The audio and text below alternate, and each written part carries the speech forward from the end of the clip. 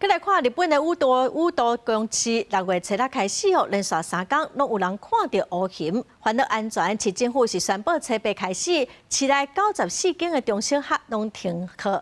昨午這隻烏蠅是出現在市中心，警消甲獸醫是趕緊出動，要來抓這隻烏蠅哦。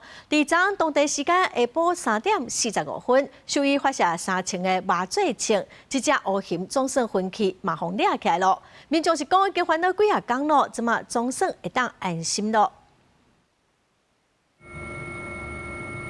幾個工作人員做伙，把這隻昏迷烏蠅扛上貨車載走，暫時結束佇咧宇都宮市有蠅走出來的危機。日本 NHK 電視台報道，講相關單位佇咧初九下晡2點外接到民眾的報案，發現佇咧市中心有一個徛架的大亭有烏蠅佇遐大躕。宇都宮市馬上派大批警消人員、參市立動物園的獸醫專家做伙甲伊抓起來。這隻懸差不多1米的亞洲烏蠅，是佇咧初6早起去互民眾看到，大家攏去甲警消單位報案，還有民眾翕到這隻烏蠅佇咧社區收水隔壁的畫面。家の近くなので、まずは家族を家に出るなという形をとってずっと見てたんですが、またよじ登ったんですよね。はい。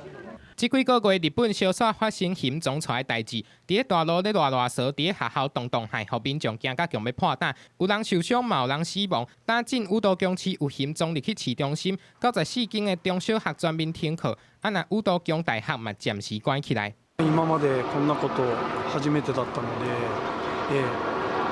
そうですね、びっくりですね。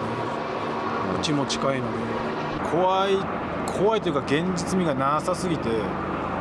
怖いという感情も特別生まれなかったです。最初はこう近くに來るまでは。NHK 電視台報道，獸醫師發射2筒的麻射槍，頭2發攏無擊到，一直到第3槍才去甲射到。5分鐘了後，這隻蠅就失去知覺。專家事後檢判，這隻烏蠅佇咧市區大幾啊天了後，體力失真多，所以著麻射槍了後，無偌久就袂振動啊。根據統計，日本自2025年4月到2026年3月，各地蠅種出來代誌超過5萬件，造成200多人受傷，13個人不幸來過往。主要是佇咧東北地區的深深、岩手、宮城，抑個挖掘日本海的新習慣。即馬佇咧都市的宇都宮市嘛傳出有蠅種入去，互民眾是愈來愈煩惱。公視新聞，徐嘉玲編譯。